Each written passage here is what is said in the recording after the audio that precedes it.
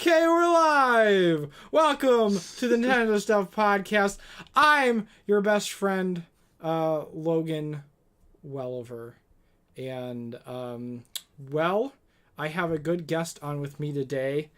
Brandon might show up at some point, and we'll cross that bridge when we come to it, if we come to it.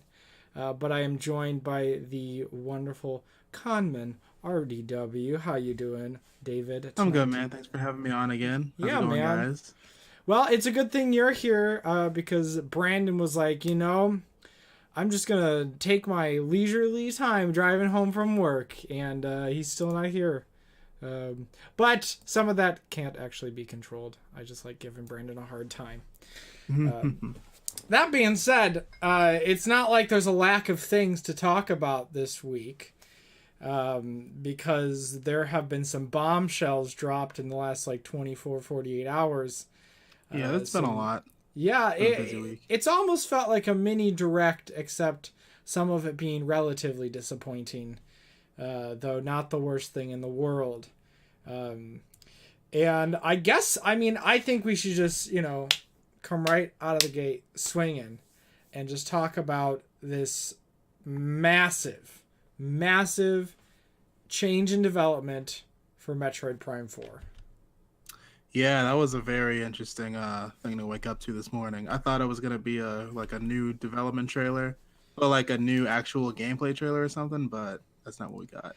That is not what we got. What we got instead was a video of the senior executive managing. I don't know. One of these guys who's really high up in Nintendo handles a certain amount of management, and they essentially announced that development was not going the way that we had hoped it was going, and we have made the decision for the series producer, and I wrote this down. That's why I have it here. Kensuke Tanabe. And he is going to be working and collaborating with Retro Studios on Metroid Prime 4. Bless. So, initial reactions? I first off, so it was Nintendo working on the game before, right? Yeah, it was one of their in-house teams.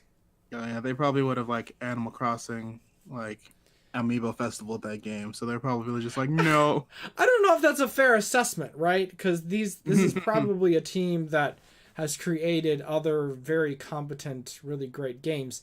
We've been talking about Amiibo Festival, as much as we all know that game kind of sucks. Who is that developed by? Developed by ND Cube and Nintendo Entertainment Planning and Development. If anything, I'm really curious of what the game looked like at this point to where they decided, no, we don't want this. Isn't it? Right. I really wish I hope down the line they at some point we get to see someone does an insider story and we get to see what the game looked like right now. Right. Yeah. So I have a lot of questions in regards to what this means. Right, because there's a lot of specific things that people don't usually touch on. In these kinds of settings, for example, are they how far are they rebooting development? Is it a matter of, we're just ditching literally everything? We're ditching the engine. Apparently, they hard reset everything. They're just throw it out. Yeah, they're literally everything. So whatever retro, and the idea is that retro, according to tweets from the senior editor at Game Informer. I'm not sure if they have multiple senior editors. Imran Khan. The tweets are as follow in succession. 1. Hearing that the big problem with Metroid Prime 4 development was Nintendo's experimental ad hoc development process. It was being made in parts in different countries. Some studios were trucking along, saying it was going smoothly. Well, it was on fire elsewhere. Internal thinking was that it needs to be all under one roof to right the ship. Interestingly, Retro made the pitch for their involvement and put together a demo that Nintendo liked. And then he added a third one later, and this will play into something else we'll talk about. Some clarification. I think Trilogy was meant to be announced in December, not necessarily at the Game Awards. I haven't heard specifically it was supposed to be there, and I doubt it. So yeah, I was thinking that too. I mean, Nintendo was planning for this game to be done relatively soon, right? Mm-hmm. I would have before this, I would have anticipated maybe like a 2020 release. That seemed like reasonable to me since they announced I thought we it. would have gotten like a fall release probably at this point. I mean, maybe it's possible. It depends on the scale of the game. It depends on what they're trying to do. It depends on how many people they have working on it.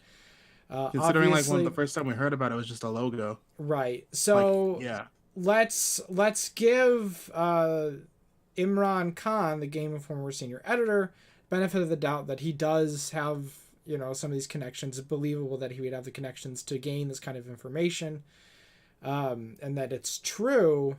You know, Nintendo is trying something different to make sure that this game, like, how can we structure development to make sure that, like, oh, it goes quickly, but it still, you know, is handled well.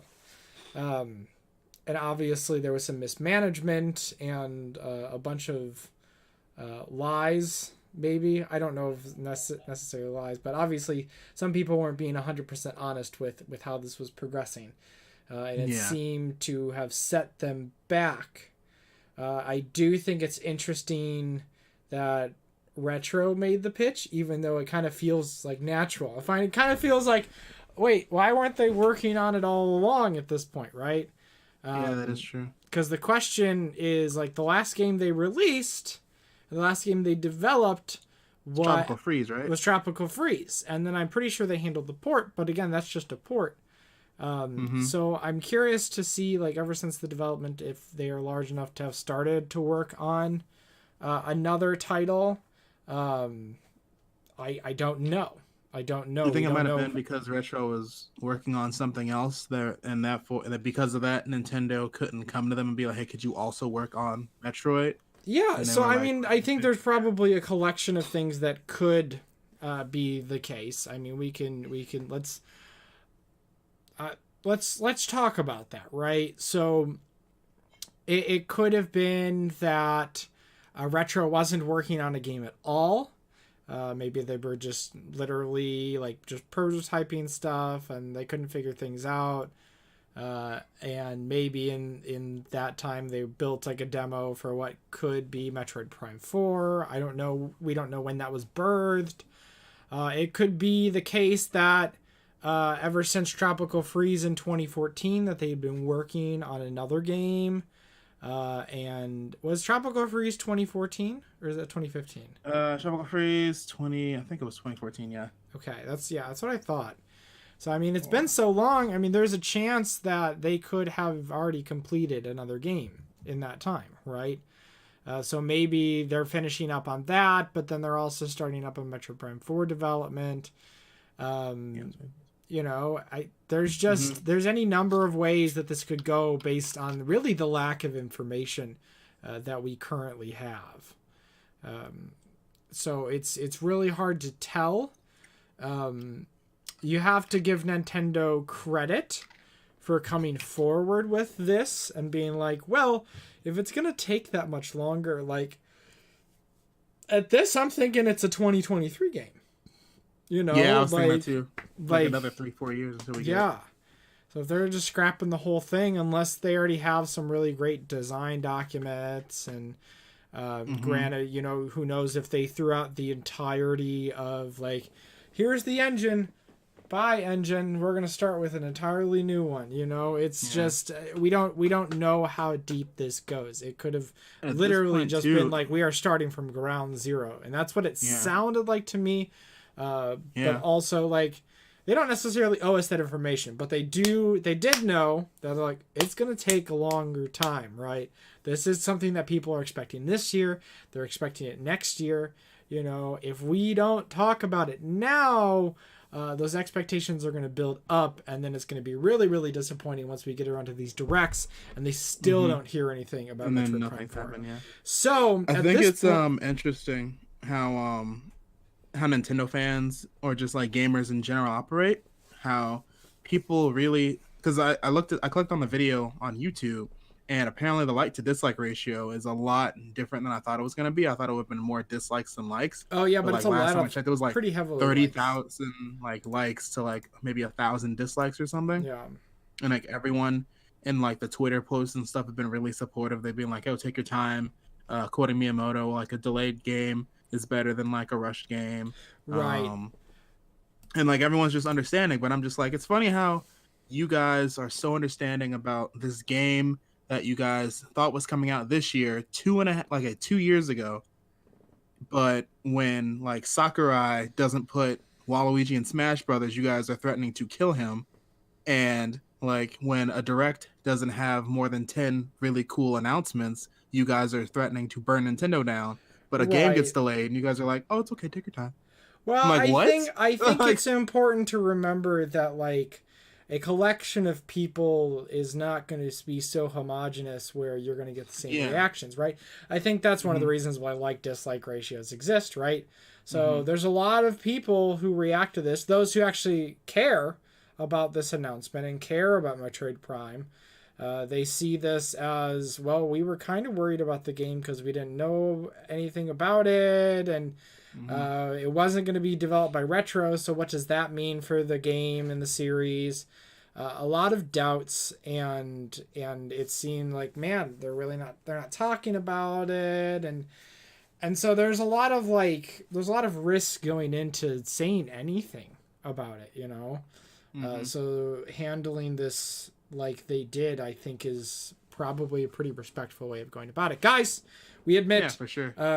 we messed up. There's something that didn't go right, and we want to make it right. We want to do something great, but because of how massive this change is, it's just going to take that much longer for this game to be completed. But we are going to complete it. You guys just have to be patient. Sandman in the chat saying 2023 is a scary number so far away, but I think I can make it that much better. Sandman, Hey man, Kingdom Hearts 3 came out this year, so we can do anything at this point. I think we're okay. I think 2023 isn't as scary as you think it is, considering it's really only 4 years off. That being said, like I turned 25 this year. If this game comes out in 2023, I'll be 29 by then. You know, which still isn't like very old. Like I'm still in my 20s. But man, just having to make that another jump, like for that next decade, and realizing like, wow, these games take quite a while to develop and to come out.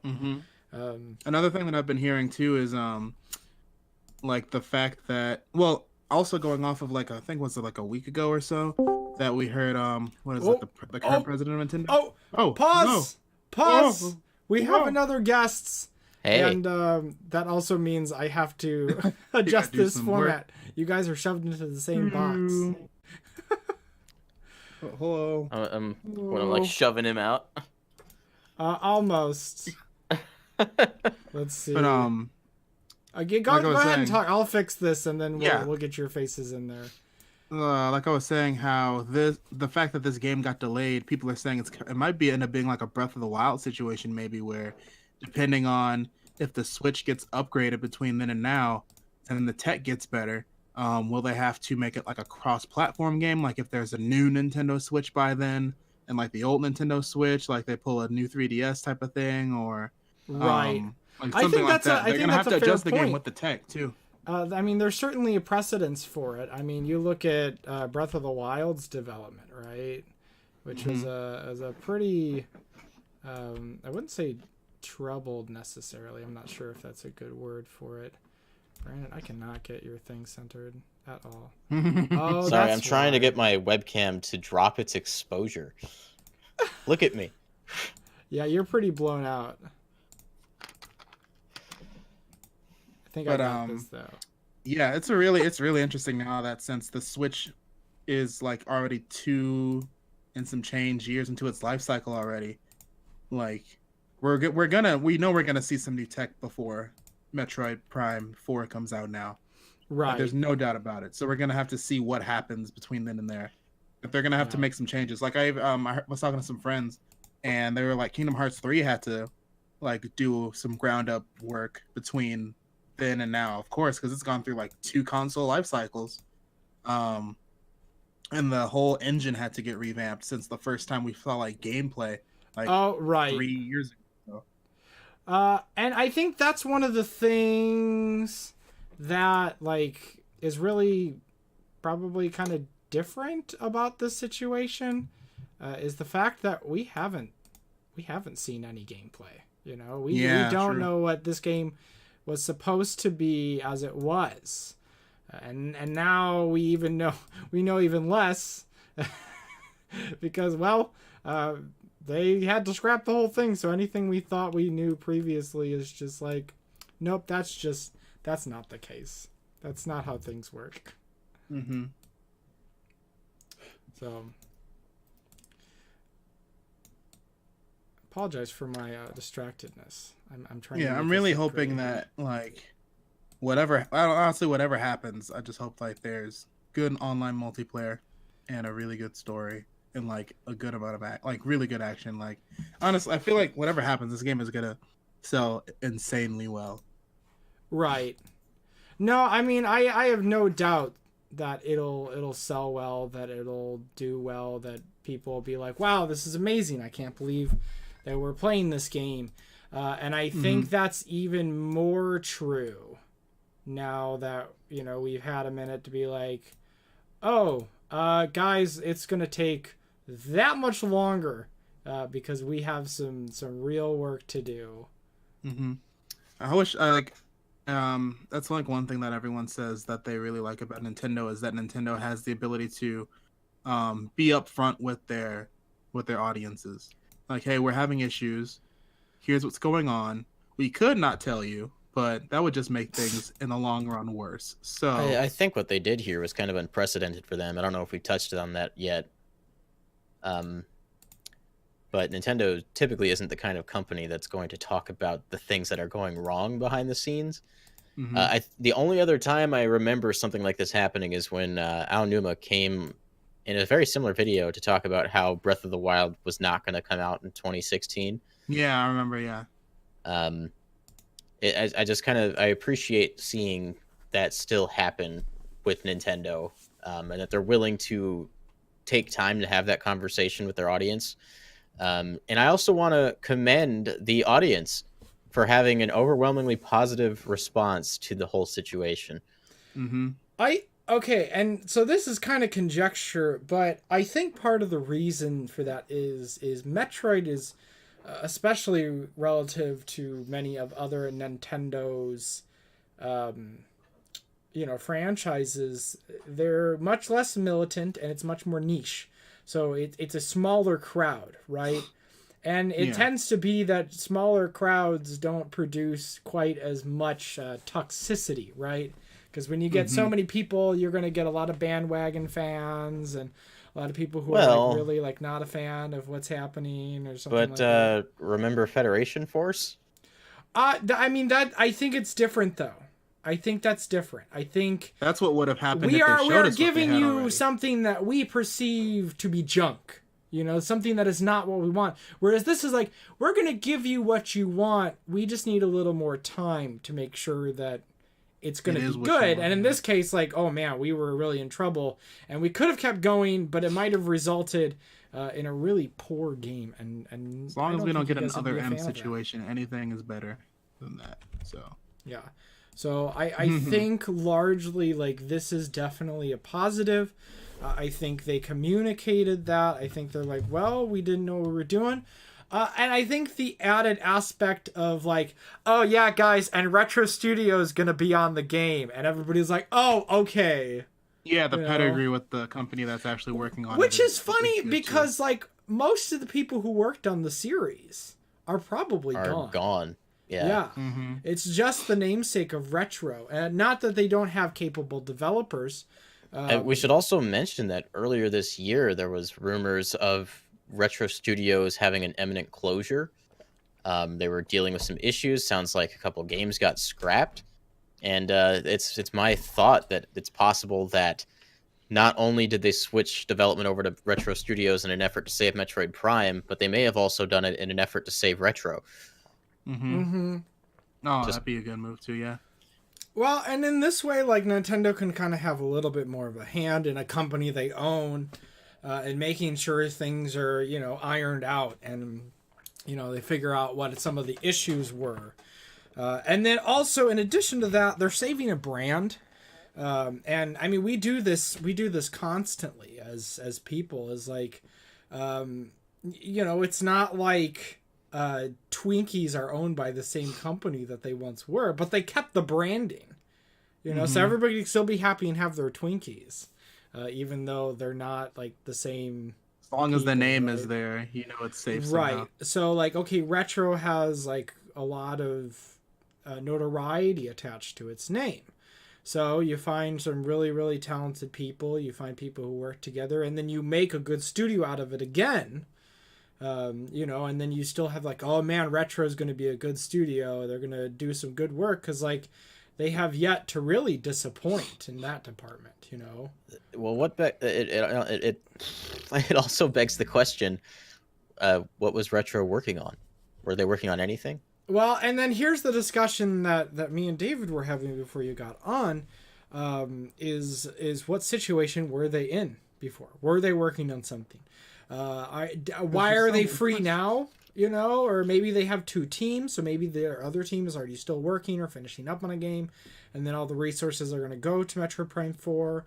It or also did they already sounds that- finish something and they're getting ready to release it and it'll be out this year, you know? I mean, it sounds like Retro won't be working on this alone. It sounds like this is a joint effort, more so than Right. the original trilogy.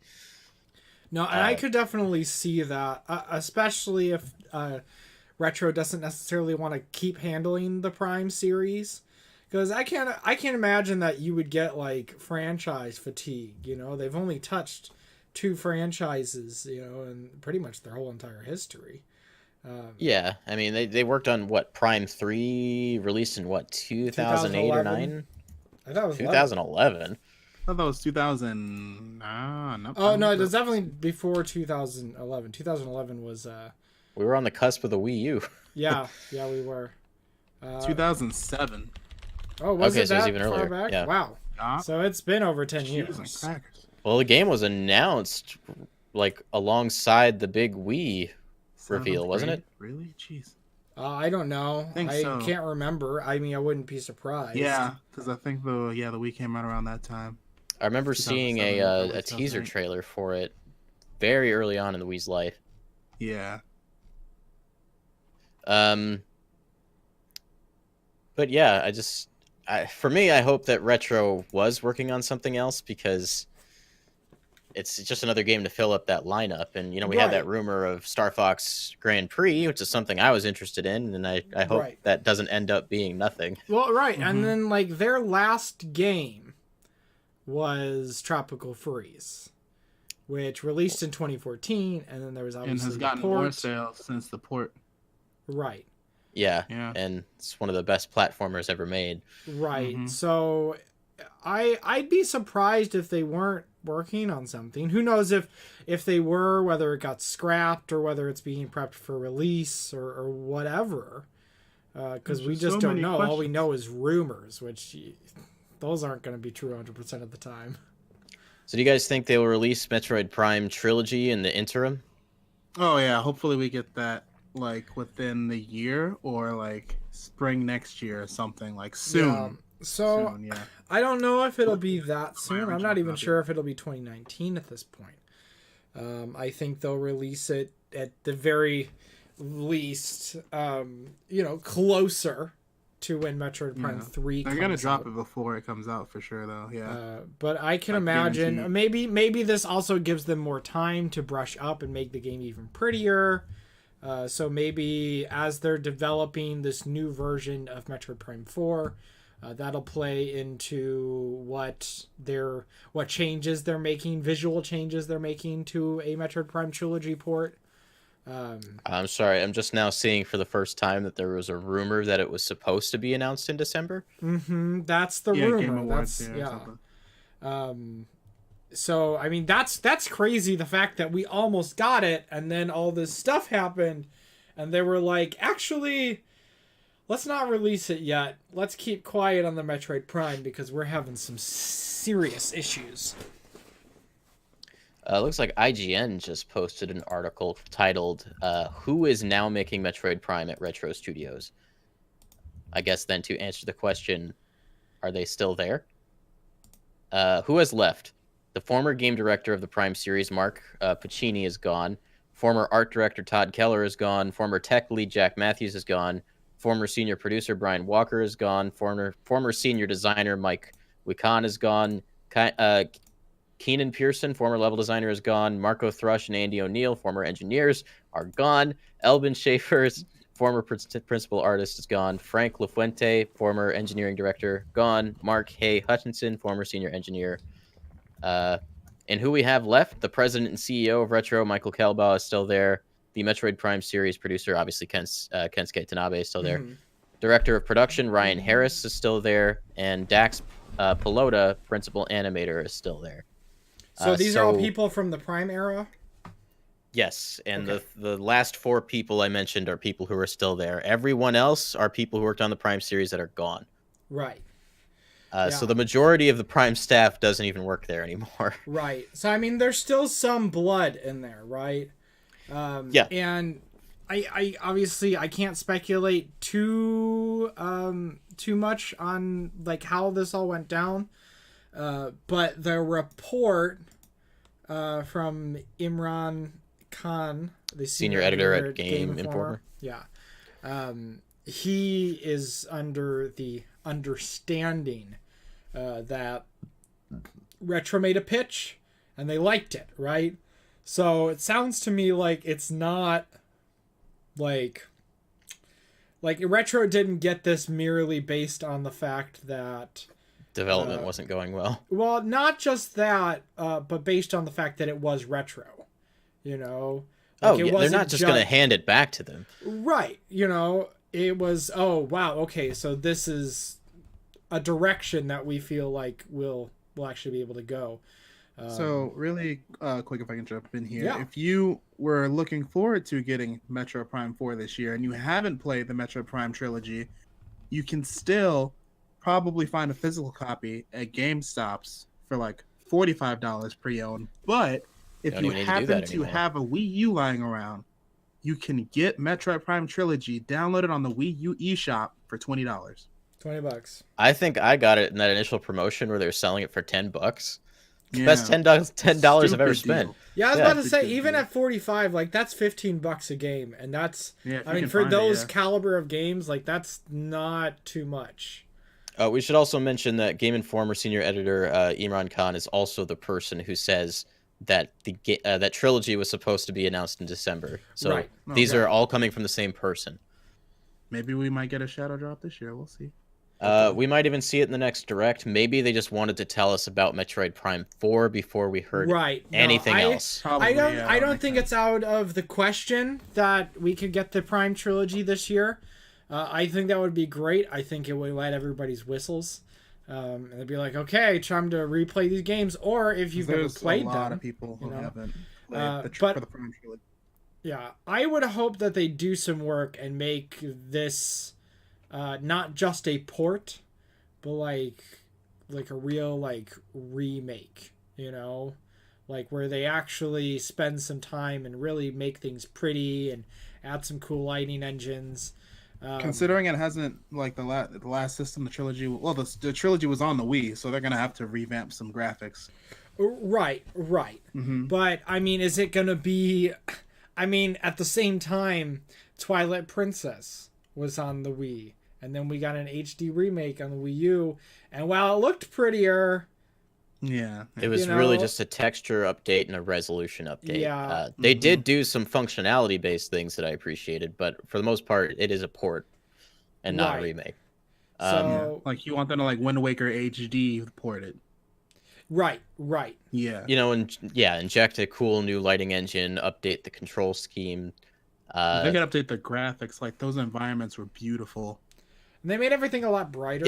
If you update the texture resolution and then add a lighting engine, you've done most of the work. Like, sure, there's going to be some polygonal shaped things that don't look quite right, but it's going to be a marked improvement. Right. And then that's the other question, right? I mean, the trilogy came out forever ago. I think, was it the trilogy in 2010? Was that what happened? Maybe that's what you're thinking of. That's probably what I was thinking of. I think that's probably a little bit closer. Yeah. I know it was only a couple years after Prime 3. Right. So I mean, in that case, like, there's not like there was a lot they could do to those games, you know, just porting them over from the GameCube. Right, and now we have the opportunity. Right. So I mean, how far will they take it? Is this another like, oh yeah, we developed it in-house in 6 months like we did with Wind Waker HD, or did they take a little bit more time? Is the rebooting of the development of Prime 4 going to factor into how they deal with that? Are they going to rework some things? I mean, obviously they plan on Prime 4 coming out sooner than it will eventually be releasing. Yeah.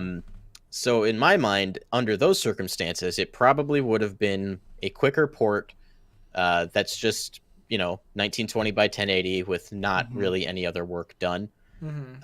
Well, aside from controls, obviously they have to adapt the control scheme. But now that Metroid Prime 4 is seemingly light years away, they could go back and put more time into the HD update, release it later in the year, maybe summertime or later than that.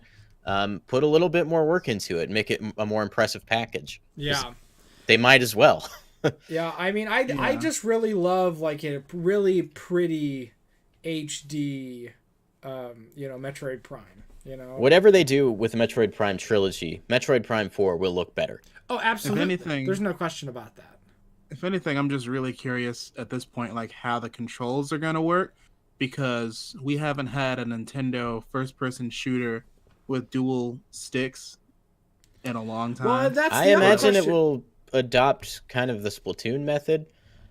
Yeah, most likely. That's what I'm anticipating. But that's what do you mean Splatoon method? Interesting. The Splatoon method is when you control the camera with the right stick, but you can refine your aim with the gyro. Oh, right. Yeah. I mean, a ton of first-person shooters do that on Switch right now. No, I would say that's probably what I'm probably thinking about. That sounds actually amazing.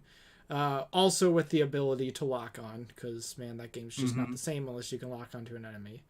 The one thing I loved about those games is that you could lock on, but your aim was still free. Like the camera would lock on, but you could lock onto an enemy and then shoot another enemy. Right. It was really intuitive, I think. The thing is, like, there were nunchuck controls on Metroid Prime 3. They could adopt those controls using like a split Joy-Con method. Right. I was about to say, like, they could have multiple inputs. Yeah, you could play it with just a controller with the motion controls right there. You could play it with the split Joy-Cons and do the same thing that you would have done with the Wiimotes, Yeah, there's totally a lot of things that they could do with the I don't want to call it a remake because we don't know what it is yet, but I'll just say port for now. Right. We don't know what they're going to do, but I think, like I said, they've got a bigger opportunity to put more time into it now, and I would rather them release it later if they could touch it up just a little bit more. Right. I'm not starved for Metroid Prime Trilogy as much as I'm starved for Metroid Prime 4, of course.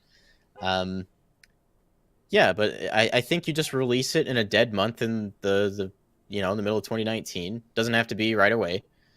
Now, did it say it was going to be announced in December or released in December? Announced in December. Okay, so it still might hit whatever that target date was. Yeah, they just didn't announce it, right? So they might still be planning on that release. But as you said, they wanted to get out like, oh, guys, it's going to be like a lot longer time until we finish Metroid Prime 4. So I'm going to go out on a limb, and I'm going to say that Panic Button is doing the port. You think Panic Button is developing the Metroid Prime trilogy port? I think it's a safe bet, honestly. Like, they've proven themselves over and over again on Switch, specifically with first-person shooters. Right. They know how to push the envelope of the system's hardware, and I think it's time to let them handle a Nintendo property. Obviously, like, the game was developed initially by a United States developer, so it's not like Nintendo handled it on their own to begin with. Right. We need Retro Studios working on whatever game they were working on before, if there is one, and obviously Metroid Prime 4 now. So let's allocate those resources a little bit better. No, I can definitely see that. I'm. If it's not them, it's Grezzo.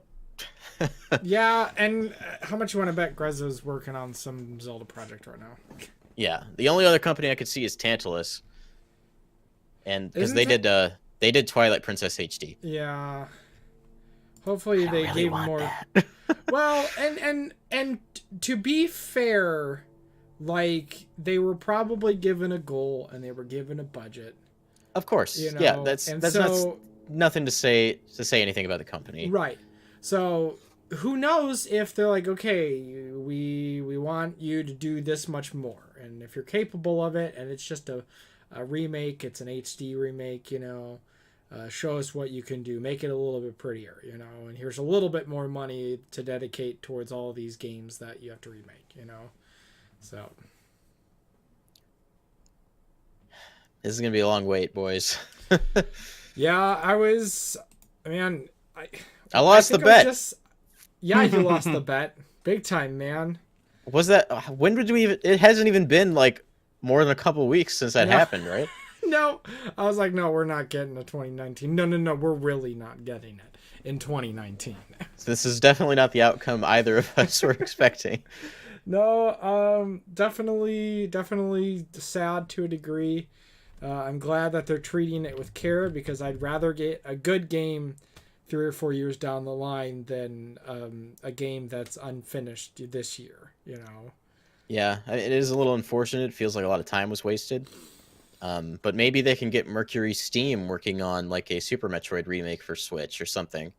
Yeah, I mean, I don't think they're lacking in cash flow to invest in different games and start up new studios and to do other things, right? Yeah, they clearly understand their audience based on that video they uploaded this morning. Right. Actually, I wouldn't be surprised then if they pursue like a smaller Metroid side project in addition to Prime Trilogy.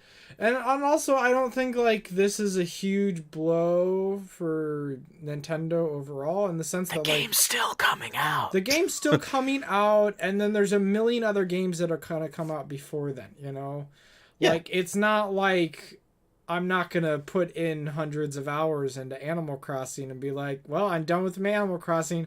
Where's Metroid Prime 4? Like, that's we just still not gonna happen. got Smash Brothers. Still got Smash Brothers. That's gonna get content at least for the rest of 2019 and a little bit of 2020. Yeah, and then once they reveal F-Zero for 2019, like, man, we're all gonna forget about Prime 4. Yeah, Metroid missing this year isn't gonna be that big of a blow for them. They got plenty of stuff coming.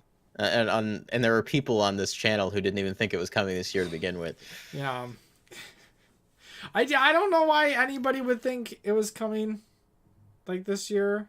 I think you're crazy. Because it was announced over 2 years ago now. Not even 2 years ago. It was in 2017. It's been like a year and a half.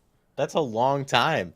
Yeah, but for a game that they were like, it's now in development. Wait, like, is this like a baby in development? I mean, they did the same thing with Breath of the Wild, but we still saw periodic updates for that.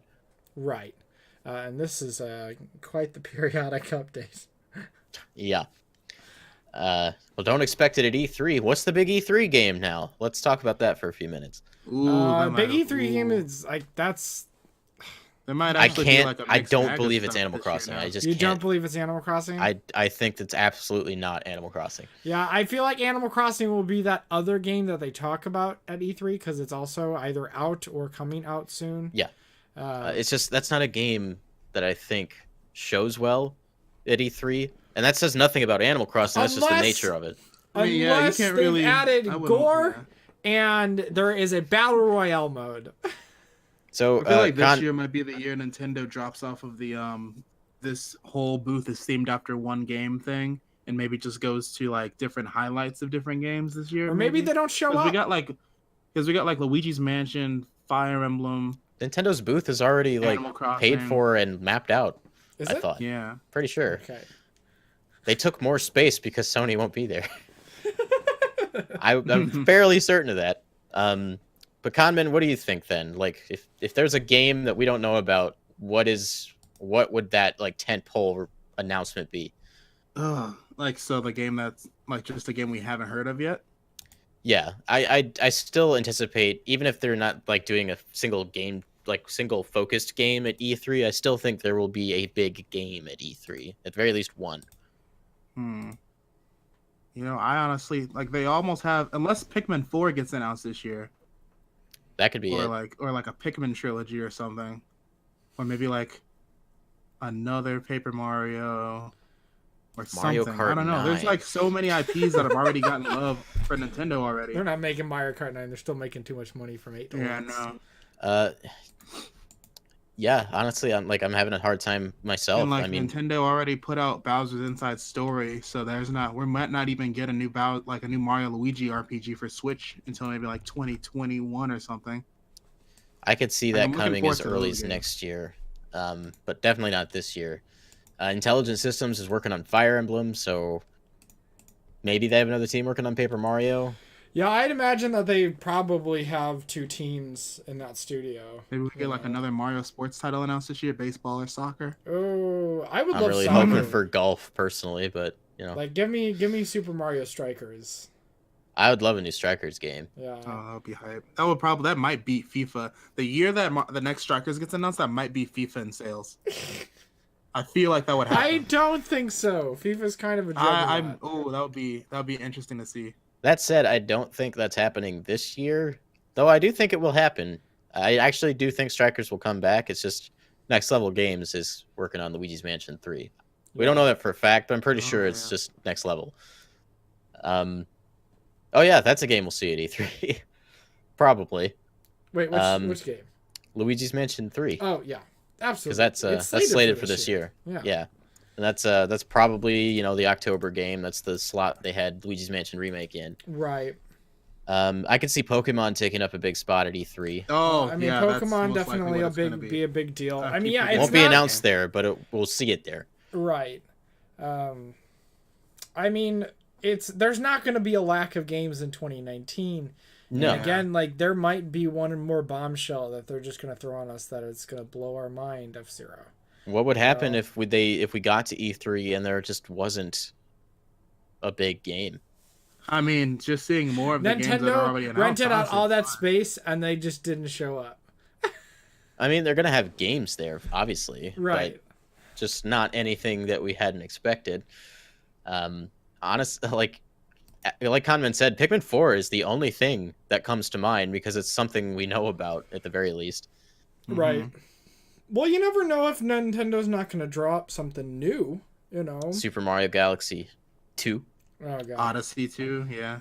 Galaxy 2 was, what, like 2 years after the original Galaxy?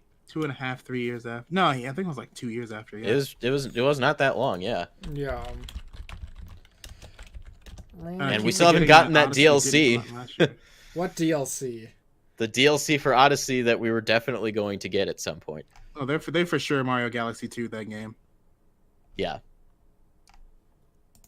It's hard to say otherwise at this point. They kept making clothes, but they never made levels. Get out of here. Okay, it was a 3-year gap between Galaxy 1 and Galaxy 2. More like we'll get a trailer this year. 2.5. And that's a pretty significant difference. 6 months is pretty big. Because they came out in May in North America and Japan. Didn't come out into November? November for the first game. November of 27. Right, but not the second one? Right. So what came out in November that year? It was in May of 2010. You don't make Mario your November month? That's just the thing Nintendo does.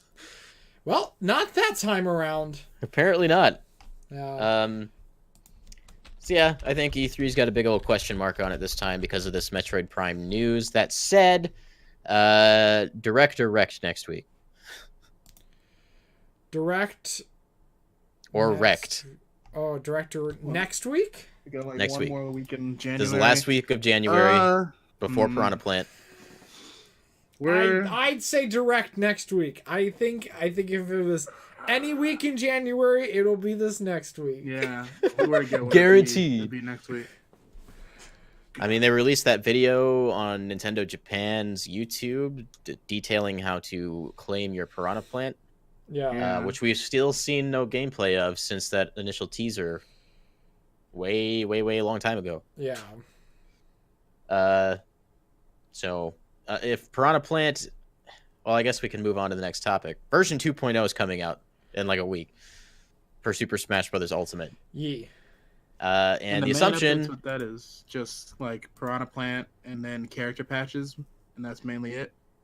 I'm gonna throw in a free mode on top of that. Oh, I hope so. But that said, it's because of that I feel like, you know, there's got to be some kind of presentation soon, because I imagine they'll show Piranha Plant off before he's released. Yeah. They might do it like where they reveal him and he releases after the Direct, which could push the Direct back into February. The Amiibo is releasing on the 15th. February 15th. February? Yep. Okay. So will it be before that or after that? Or will it just launch with 2.0? Just, you know, they drop it just like that. I think they'll That's just. such a I think toss-up, they'll yeah. just drop it. I think. Or maybe it might not be next week, and if it is next week, it's like, or okay, and if it's next week, maybe it's like, okay, in the next few days, you can download Piranha Plant. Otherwise, they'll just wait until they're ready to release Piranha Plant and then just drop it on the stream. You know, like after the stream, go download your Piranha Plant and play as it. They did that with Roy and Ryu back on Smash 4. Yeah. That's what I They would were- expect, right? That they're not even going to give a date. They're just going to be like, okay, here's our Nintendo Direct. Also, it's out. Yeah, that would be cool. That's their It's one time- big drop of the Direct, right? Yeah. In addition to Piranha Plant, I do expect some actual character balancing to happen this time. Mm-hmm. So Because now it's pretty obvious who needs to get adjusted. Yeah, Kirby's At least- too strong. at least more so than it Too was, strong. weeks ago.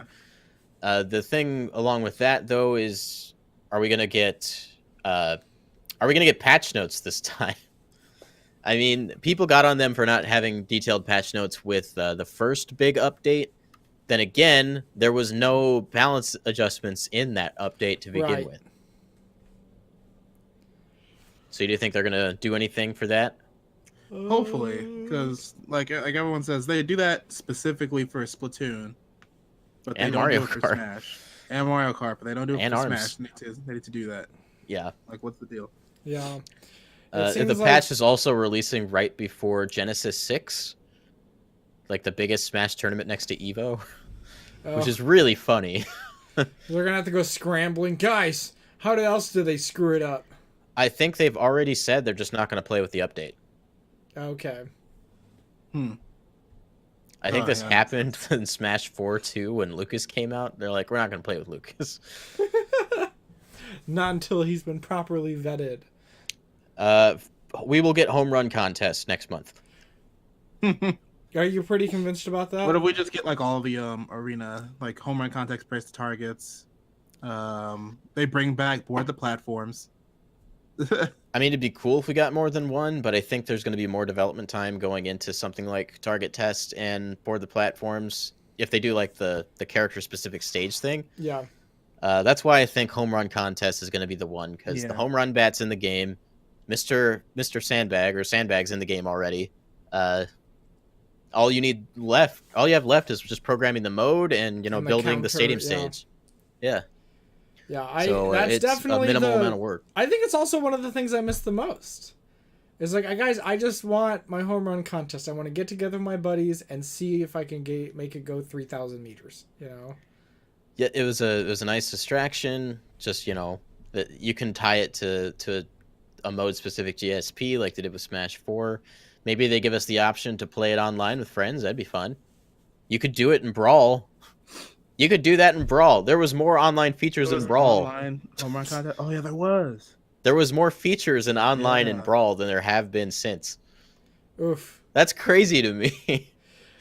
You know, Nintendo's weird like that. They'll be like, well, online wasn't successful then, so it means that they didn't really want any of this online stuff, right? So we'll just get rid of all of it and we'll just bring the base online for those who will actually play it. And they were like, wait a minute, just because we didn't play it doesn't mean we didn't want it. It just sucked then, right? So it sucks less now. So of course we want that kind of stuff. But yeah, I think it's finally time to get like a numbered update. You know, we had 1.2 last time, and this is a 2.0, which signals a big change. Yeah. So I'm ready to see that. Switch was the best-selling console in the United States during December 2018. That's some Did we talk about that yet? exciting stats. And throughout the whole year, apparently, I heard from 2018 MPDs, the Switch was the best-selling console of the whole year. In every month? I don't think that was true. Or like I think total. overall. Oh, in total? Okay. Yeah. And that's There just were- in the US though. Because Yeah, they there were definitely didn't beat them out in like Europe. There were a few months where PS4, I think, came out on top. Yes. But obviously, overall sales is far more important. How close are we to that 20 million? Have we passed?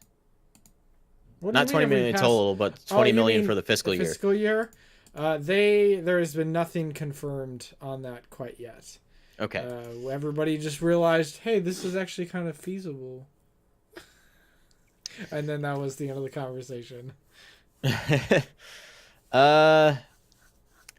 Some new games that released this last week. One of them was Unruly Heroes. Conman, I know you played a little bit of that. Good game. Good game. So why don't we just talk about that for a few minutes? Yeah, so how about we start with the Nindy Showcase and work our way down? Because that was announced in the Nindy Showcase, and a lot of stuff was announced in there. Oh, sure. Let me open that up. I know the first game announced in there was Wargroove, which is basically the Advanced Wars. The Advanced Wars. What's the word? The game that basically the game that is for people who It's like. Advance Wars, as far as I can Yeah. tell. It's inspired by it. Have you that played? game Have you was played in- Advance Wars, David?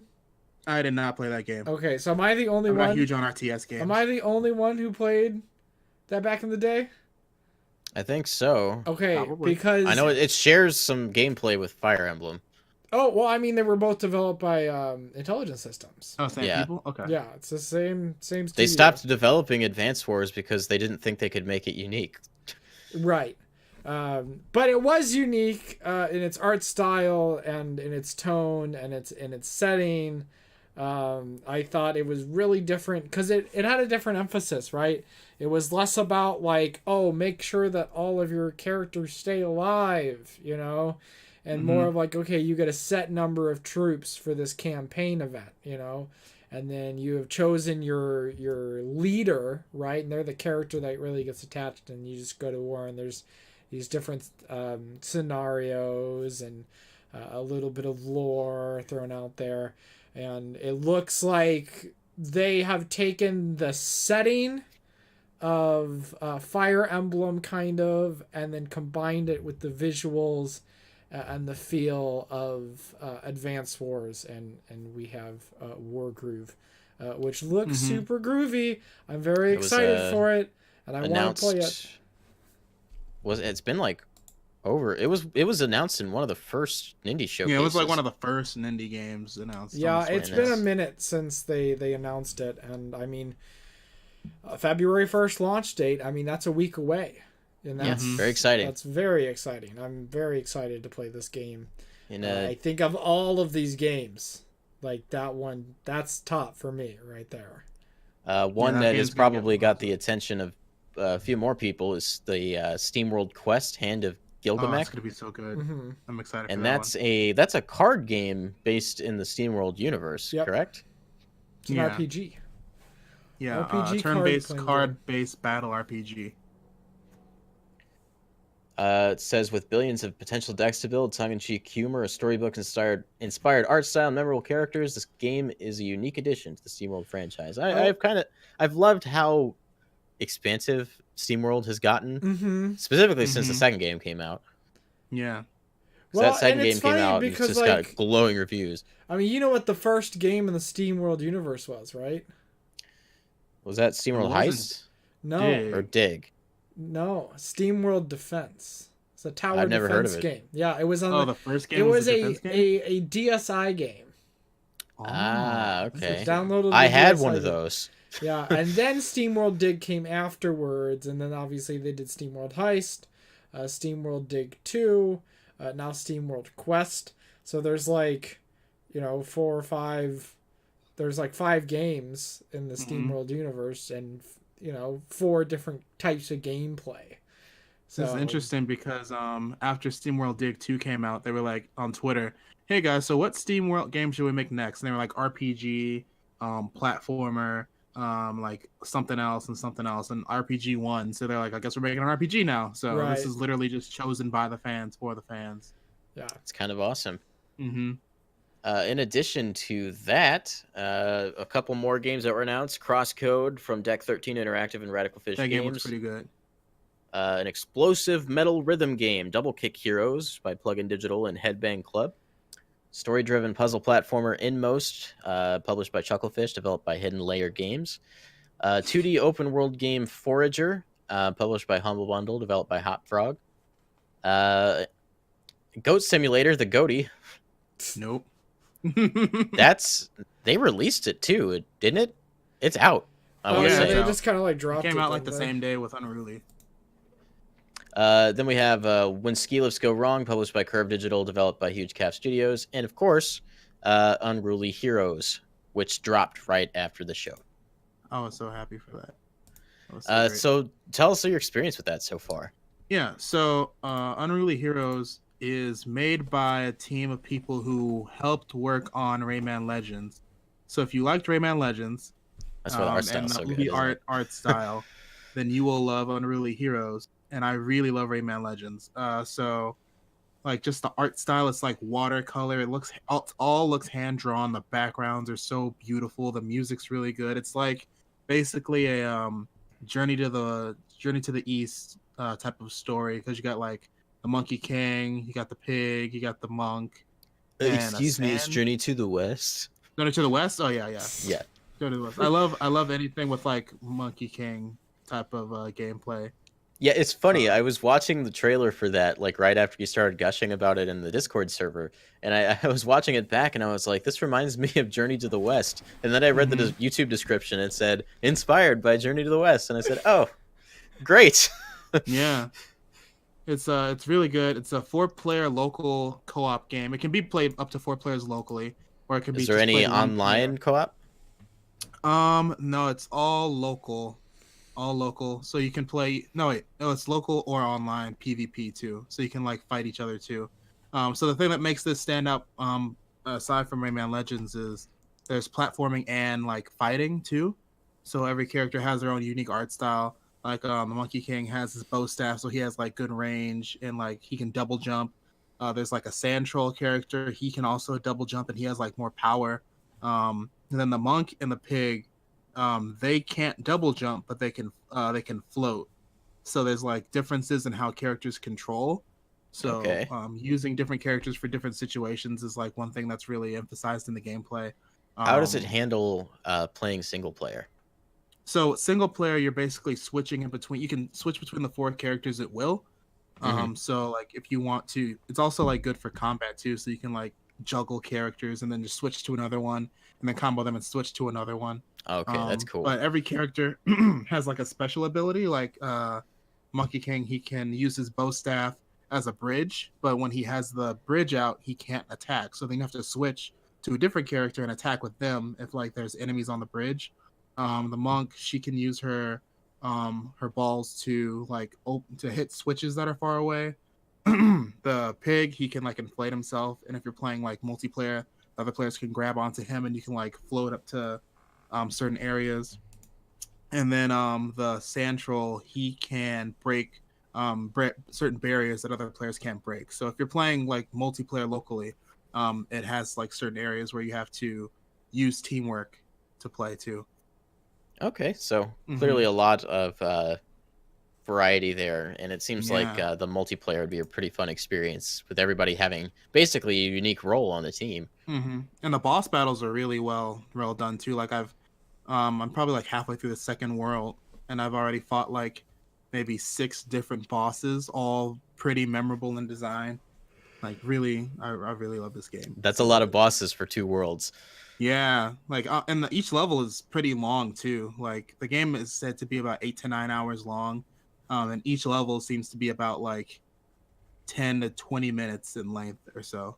If you're Okay. trying to like also collect all the collectibles and stuff too. And it's $20 on the eShop. Yeah, solid 20. All right. So definitely check that out on the eShop. I think it's also available on every other platform. I want to say, right? Think so. Yeah.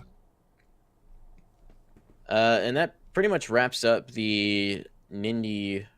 Well, it's not the Nindy Showcase. It was Indie Highlights, which is a Right. Europe-based production. Mhm. Last time we had one, shortly after, I want to say within a week, we had a Nindy Showcase that was US-based. And I was wondering if that was going to happen again here, and it just seems like no, it was not to happen again. At least not yet. Yeah. But that's fine. It was like a 15, 16-minute presentation. Nothing too long. I know there was a lot of backlash about it because it wasn't a direct. People are so silly. That's not a reason to have backlash towards it. Yeah, like whether or not there was a direct to happen, that indie showcase was going to happen anyway. Yeah.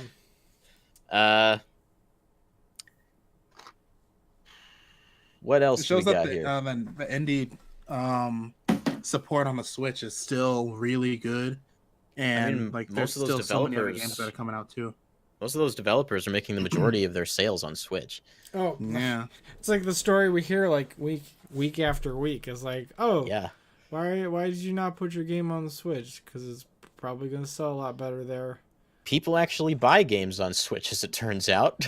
Yeah, especially Just because there's a to- lot of PS4s and Xbox Ones out there doesn't mean those people are going to buy the games for them. Well, again, when you get a game that just has like parity across all platforms, like then it's just a matter of like which one do I want to play it on. You know, there's no difference other than the fact that I can, sit on the toilet and play my Switch. You know. I'm still waiting on a Hat in Time to get a release date on Switch because I'm Yeah, still that's waiting to buy that coming. on there. Yeah. Mm-hmm. But Yeah. I mean, out of all these games, like I cannot like express enough like how excited I am for Wargroove. And It just, looks like, wonderful, to be honest. They just kind of it seems like they really nailed it. I hope the I'm rest not of the even like game- an Advance Wars fan, and like this game has gotten my attention. Yeah, this game, like if this game is as good as I want it to be, like this will be something that people will play and then be like, okay, how do I play Advance Wars? You know. The fact Also, that people our, can also make their own levels too. Like this game's gonna be. There's getting a lot of campaign user-based editor, yeah. content. Well, I mean, that Yeah. was in Advanced Wars. You could do that Oh, on a okay. GBA game. You could customize cutscenes too. Not the cutscenes, but You can do that in Wargroove. in particular, like you could take like the map and you can add elements to it, and you can add starting units, and then you could play your own matchup, your little campaign. So That's cool. looks like they expanded upon that, right? Speaking of expanding upon, Legendary is just raking in all of the Pokemon movies right now. Because there's rumors that a Detective Pikachu sequel is in the works, as well as 2 additional live-action Pokemon movies. Yeah.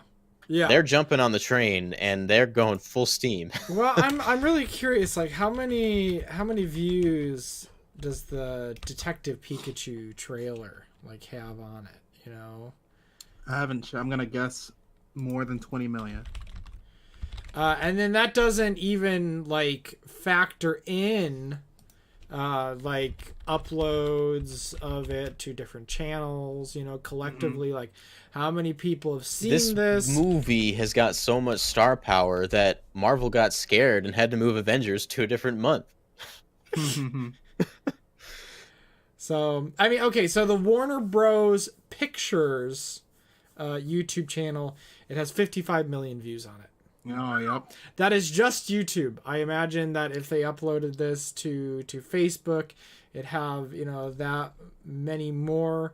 It looks like there's another one here that has 1 million views, another one that has 11 million views. Yeah, that movie's When gonna I be like went- 4 a million great views. summer blockbuster. When I went to see Dragon Ball Super Broly, this trailer played in front of the movie, and my theater was sold out. So every Yeah. single seat was taken. So- And the reaction to the trailer playing on screen was just so positive. There was people so excited to see Pikachu on big screen. Oh, there was so much conversation. Like, people I don't talk to really, and they don't talk about video games. They're like, oh my god, it's a Pikachu movie. Like, posting Except on one Facebook. friend of mine who is so against this Detective Pikachu. It's a shared wow. friend, but we'll talk about that later. We won't um, dox them.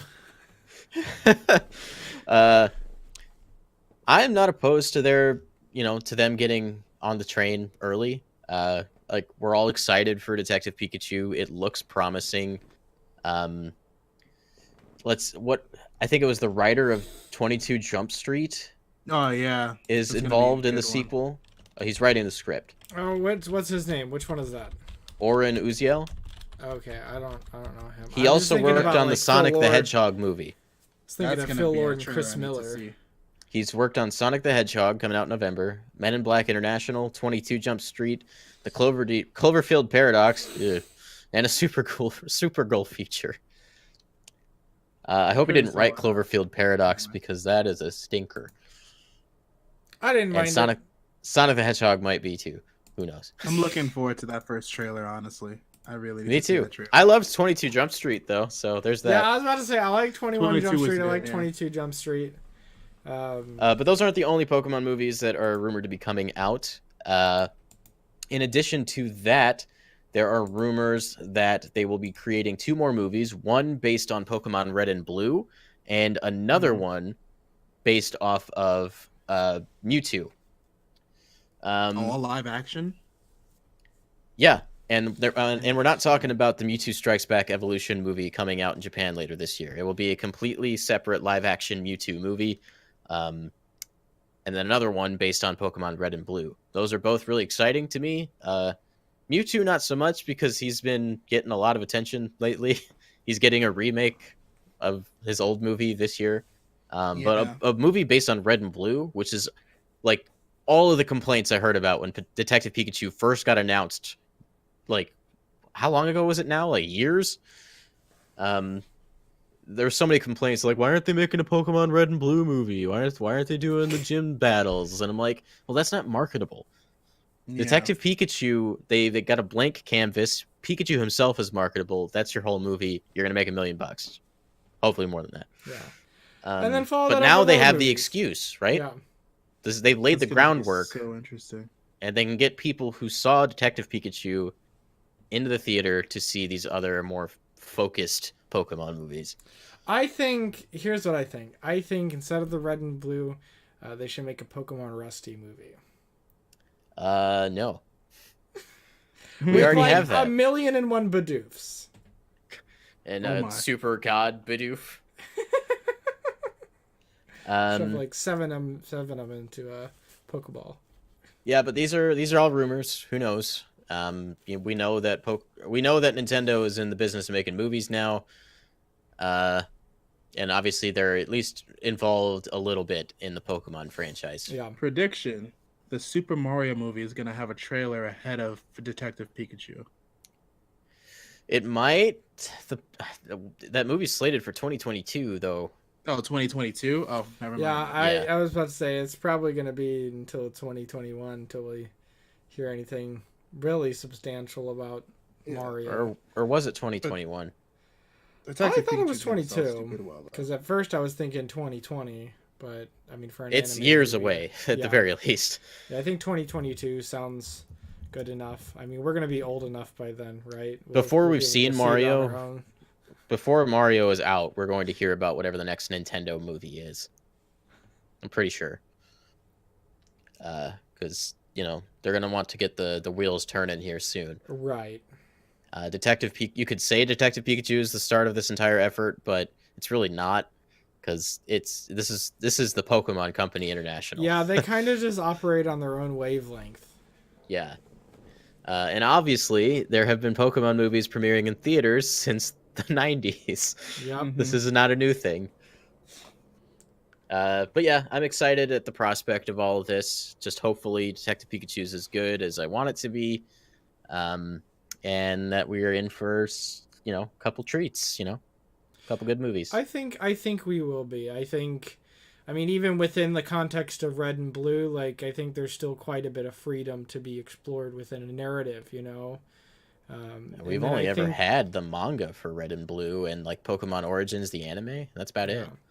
So, I mean, there's a lot that they could do, hit some of the story beats, but then, like, just you could really do just whatever. If they wanted to make it, I mean, I imagine it's going to be a live action thing. It's going to probably follow the format of what Detective Pikachu is setting down. These would all be in the same universe, from what I understand. Okay, so the Pokemon Cinematic Universe. Yep. PCO. Nice. I'm more willing to accept that than the Hanna-Barbera Cinematic Universe. Yeah, we'll see how that works out, right? Oh. That Scooby-Doo movie still isn't here yet. They keep saying it's coming. It's not like there hasn't been like a lack of Scooby-Doo movies in the past. I think that's going to do it for today's show, unless you guys have anything else you want to talk about. No, I think this is it. It wasn't like too packed with news this past week. A lot of the biggest numbers. news broke this morning. I know, yeah, that was like the big thing, right? It was like, well, Metroid Prime 4 is not coming for a few years. They did it on a Friday morning is because most publications aren't operating. Yeah. Or they've already done their podcasts. They've already done their coverage for the week. It's gonna be week-old news, yeah. I think I'm looking. I wouldn't be surprised if they're aiming for like 2023 with this game for Metroid Prime. Mm-hmm. Yeah, I mean that's the hope. In my mind, there will be a Switch Pro out by then. If not, we'll start hearing about whatever's coming next. Yeah. Maybe a Switch Pro is a Switch 2. Maybe they just hang on to this. Who knows? Who knows? But with all that in mind, guys, you can follow us in various places on the internet. You can follow me at Babababs on Twitter. You can follow Logan at LoggyDoves on Twitter. You can follow ConMen at Mario Party Animal on Twitter. And ConMenRDW on YouTube. Yes. YouTube. You can follow us as a collective at Breakroom Arcade on Twitter. If you're new here and you like what we're doing, you can hit that subscribe button and like the video as well. It really helps us out. In addition to that, we are doing a breakdown next week, right? That's the hope. That's the hope. I'm pretty sure it'll happen, but I mean, who knows what'll come up. I'm pretty sure I'm off Monday. I'll have to double check though. I am not. But if we don't do it Monday, you're not going to hear from me for a while. Oh, right. I don't want to play with you anymore. Kingdom Hearts 3 is coming out. If you haven't figured it out yet. What's that? That's a game that I'll be playing for 80 plus hours. Okay, I still have to finish the first one. The worst one. The worst one. Oh well. I digress. If you missed it yesterday, you should go check it out. Logan did a stream of Anodyne 2 Return to Dust. We were graciously given a early access build of that by Analgesic Productions, and we had a really good time with that. It was a really good time, and I was able to secure a copy of the first Anodyne. And so was I. So I'm definitely going to play that. I might end up streaming that in the next few days. Just yeah, definitely do that. If you like Zelda, you'll probably like it. It also has this really cool like PSX N64 art direction for the 3D segments of the game. There's also 2D top-down Zelda segments of the game. It's just a really neat concept, wonderful writing, absolutely fantastic soundtrack. Make sure to give them a shout out and check it out because it's pretty cool. You can watch that stream. The VOD's still there. In addition to that, you will see a couple of videos from me next week. I'm going to get back on that Zelda randomizer train because I have a whole backlog of video that you guys haven't seen yet. And I have a thing sitting over here off screen that you can't see that I'm going to do a video on. You guys don't know what it is yet, but you'll find out soon. Ooh, mysteries. Mystery stream. I mean, mystery video. I'm tired. It's Friday. Aren't we all? So thanks for checking us out, guys. Make sure to go to subscribe to ConMen on his YouTube channel. Is that stuff in the description? If not, we'll add it. I don't think it is currently, but it will be there. But we will see you guys hopefully on Monday for a breakdown podcast if everything works out. Sorry I was late to this one. I don't know if you guys talked about it, but my car didn't start. I was stuck at work. Excuses. We were glad. I got it jumped, and then I got home. So, Tegan Clark, I'm sorry you came in right at the end of the podcast. If you want to hear what we have to say on Metroid Prime 4, you can go right back to the beginning. The rewind feature we started with that discussion, so you can go right back to the beginning. I think we're about an hour and 15 minutes in, and you can listen to it there. So, we will see you guys next week. Have a lovely day. It's very cold. Stay warm. And then don't break your backs. Breaking the games. But for now, break time's over. And give your mother a hug! Bye.